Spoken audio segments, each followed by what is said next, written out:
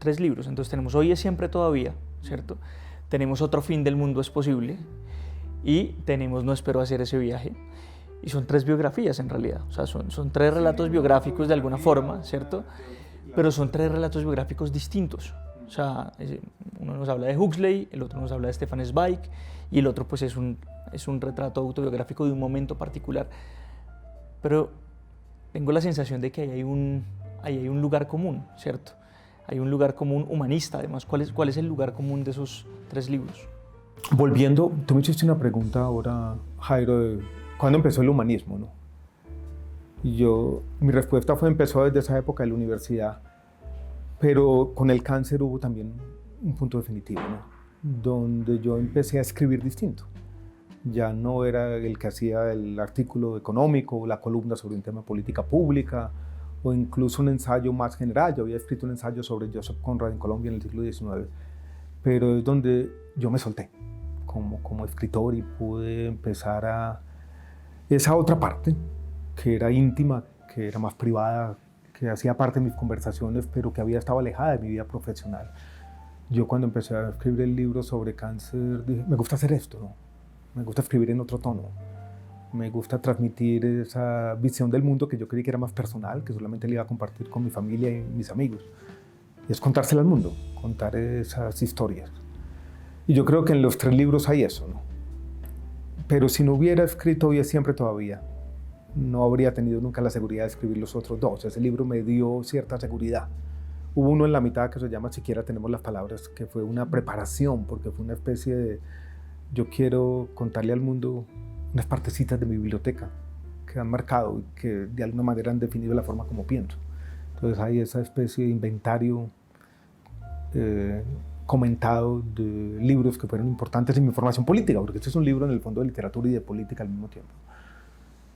Pero yo creo que hay ese hilo conductor, ¿no? Es soltarme y escribir sobre el mundo y mirar el mundo primero. Hoy es siempre todavía, a pesar de que es una autobiografía o yo cuento mi vida, la cuento a través de mis lecturas también. Y el libro pandémico, Otro fin del mundo es posible, es a través de Aldous Huxley, y el otro, El mundo post-pandémico, que llamo La época de locura, lo cuento a través de esa mirada de Stefan Zweig. Pero los tres tienen ese hilo conductor, eso es mi mirada al mundo, pero siempre hay un filtro. Y el filtro son esos libritos que tengo detrás, esas lecturas que he hecho, esa forma idiosincrática de leer. Ni Aldous Huxley ni Stefan Zweig son mis escritores favoritos, no. Fueron los que yo escogí para contar una historia, o varias historias traslapadas, ¿no? Otro fin del mundo es un poco hippie, es pandémico, tiene mucho que ver con el encierro de esa época, con buscar esa mirada al mundo distinta. El otro es post-pandémico, es abrir los ojos y es percibir ese cambio de era, ¿no? La locura de la guerra, el futuro ominoso, y la pregunta fundamental que tiene que ver con el inicio de esta charla: ¿qué hace el humanismo en una época de locura? Nos escondemos, como decía Michel de Montaigne, nos refugiamos en la biblioteca y esperemos que todo pase porque todo irá a pasar, o pasamos a la vanguardia. Y yo acababa de salir de la política cuando escribí ese libro y era difícil esconderme del mundo, ¿no? Y ahí está.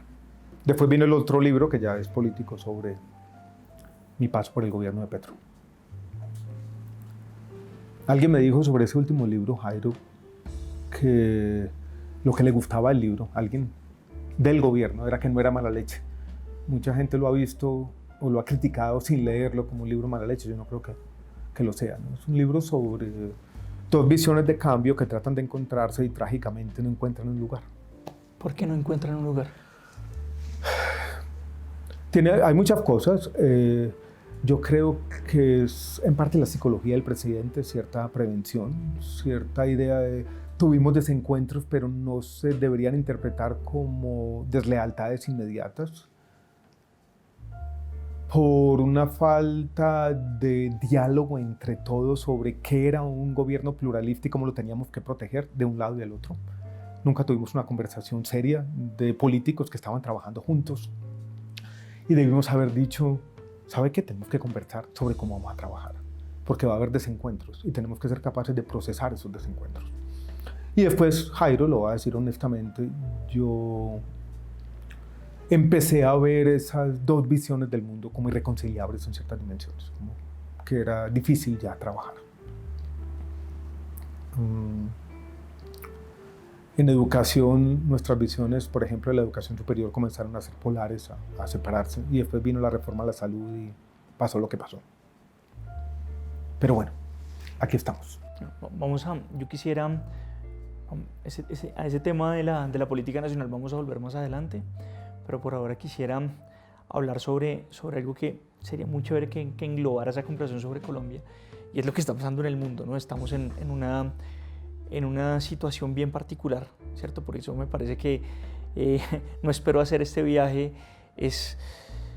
No voy a decir que es un libro profético, pero sí es un libro que se adapta muy bien a este tiempo, porque es esa tristeza además que uno siente en ese Stefan Zweig, que ya se siente ajeno, que se siente lejos del mundo en el que habitó, que ya no puede finalizar sus libros, que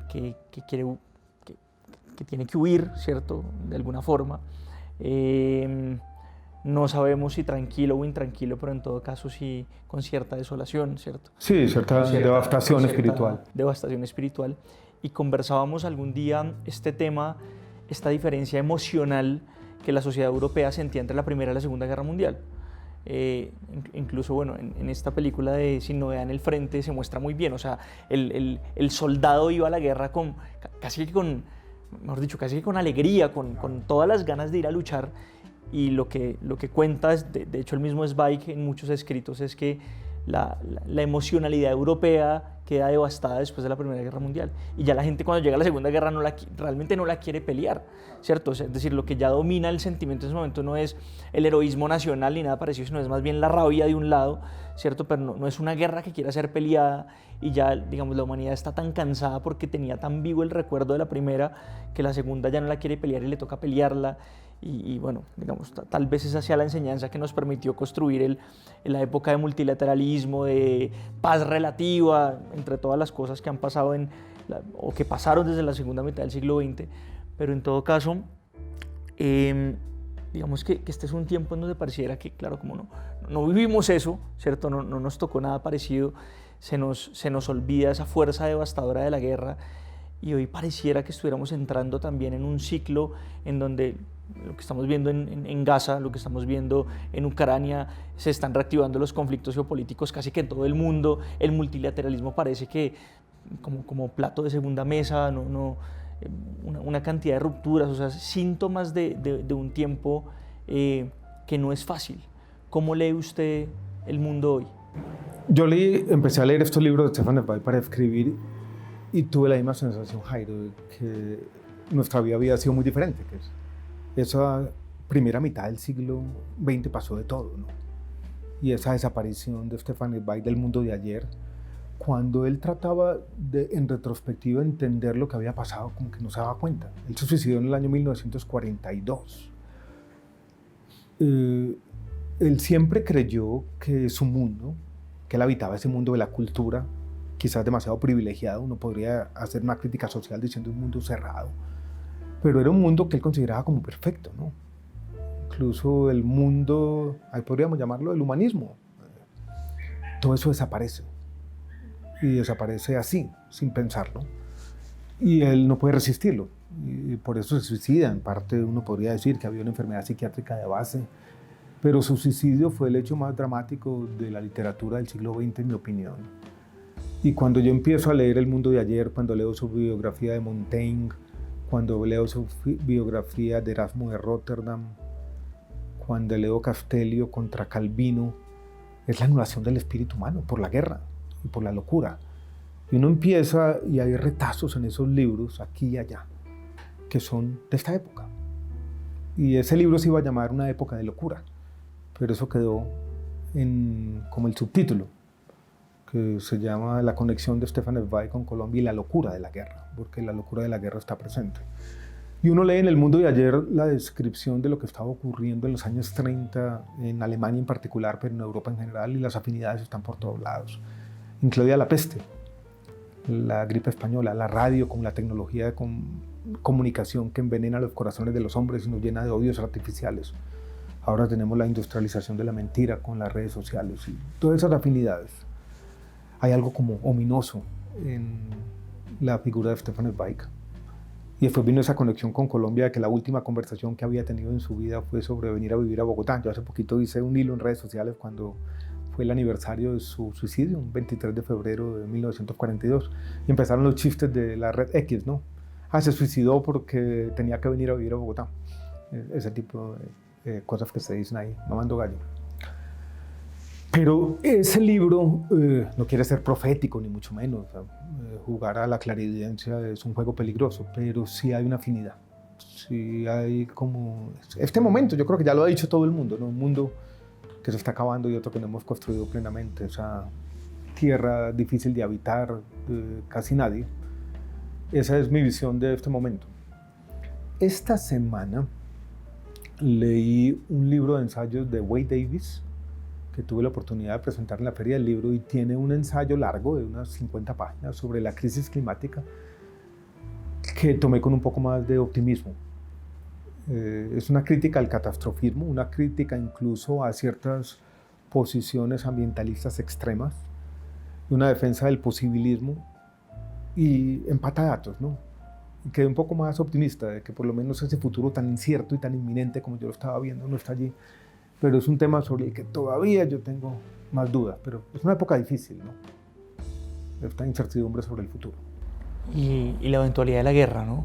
Y la guerra por todos lados. Ese es como ese advenimiento de la guerra que a veces uno siente que no se puede detener porque, digamos, cualquier cosa puede detonarla, porque además apareció otra vez la amenaza nuclear. Entonces vimos recientemente este tema de Irán, que tiene que responder porque políticamente queda mal si no le responde al ataque de Israel. Entonces Israel tiene que responder otra vez. Entonces Israel tiene que responder otra vez y empieza a escalar las medidas de contingencia. Pareciera que, es decir, ¿cómo abordamos este tiempo éticamente? Y esa guerra fría que hay, esos diferentes ejes, porque hay una guerra fría de Rusia envenenando con desinformación, China también jugándole la desinformación, y esa idea que ya han dicho los expertos en estos temas, historiadores, en el fondo la Segunda Guerra Mundial fue una serie de conflictos locales que se juntaron, entonces que en cualquier momento se pueden juntar, y que estamos al borde del abismo, y que puede pasar, ¿no? Con ese poder acumulado allí. Es un momento muy delicado. Es un momento muy delicado. Muy delicado. Y con, obviamente, como siempre, matices de esperanza. Uno se pregunta, ¿tiene Colombia, tendremos nosotros algún papel allí en este mundo que parece otra vez a puertas de la guerra? Así no lo esté, pero es cierto, este mundo de autoritarismos, de odio, ¿tendremos un papel, tendremos algo para aportar allí? Yo creo que la soledad de América Latina, tan famoso en el discurso de Gabriel García Márquez en 1982, es hoy más grande que siempre, ¿no? Yo creo que estamos un poco alejados de esos juegos geopolíticos, el centro de gravedad de la economía mundial se está yendo muy lejos de lo que somos. América Latina tiene algunas ventajas estratégicas de ciertos minerales y la importancia en el tema ambiental, el Amazonas globalmente. Si se unificara podría tener una voz importante a nivel global, pero no vamos a unir. América Latina está casi que por definición muy separada de sí misma. Tenemos historias que pueden enamorar el mundo, yo creo que para eso hemos sido buenos. Tenemos una cultura y una forma de habitar el mundo que sigue siendo atractiva. El presidente Petro ha tratado de jugar un papel geopolítico y de hablar de la paz y todo, pero yo creo que no se consolida porque no tenemos una voz unificada. La misma decadencia de los Estados Unidos ha llevado a que América Latina, que tenía por lo menos la ventaja estratégica de estar cerca, pierda aún más relevancia en el ámbito internacional. Y yo creo que la pregunta es, bueno, ¿qué tenemos los latinoamericanos por enseñarle al mundo? Yo creo que pasa mucho también por reconocer nuestras identidades múltiples y diversas. Volviendo a Wade Davis, hay un ensayo sobre la coca, muy bonito, que trata de reivindicar nuestras historias. Yo creo que sí tenemos mucho que enseñarle al mundo, ciertas de las cosas buenas que pueden pasar en el mundo, yo creo que podrían salir de América Latina, pero no es fácil, Jairo, no es fácil, ¿no? Bueno, ahora hay que construirle caminos, ¿no? Hay que construir caminos, yo eso es un poco... creo que... ¿Cuáles son los escenarios que tú ves digamos, para el corto, mediano plazo de esta crisis humana? Hay una cosa interesante, Jairo, es como si existiera una divinidad perversa la que controla la simulación humana y estamos en una encrucijada existencial por la crisis climática en el mismo momento en que se conectan todos nuestros cerebros y aparece esa inteligencia artificial que nos está ayudando a pensar que de alguna manera nos está dando salidas también. Y en esa tensión yo veo posibilidades. Veo algo, sí, que es medio extraño, medio contradictorio, interesante, ¿no? A pesar de todo, Jairo, me gusta habitar este mundo. Si dijeran cuál es el momento más interesante de la historia humana, pues este es uno de ellos, ¿no? Y yo creo que es el privilegio de habitar este planeta en este momento, es interesante, ¿no? Ayúdanos a seguir con nuestra labor periodística a través de nuestro Nequi DaviPlata 310-779-3518. Si te gusta nuestro contenido y no quieres perderte nada de la agenda alternativa, suscríbete a nuestro canal y activa la campana de notificaciones. Recuerda darle like a este video y por supuesto compartirlo con tus familiares, amigos y conocidos. Así juntos visibilizamos la Colombia profunda. Recuerda, somos el tercer canal, la voz de los que no tienen voz.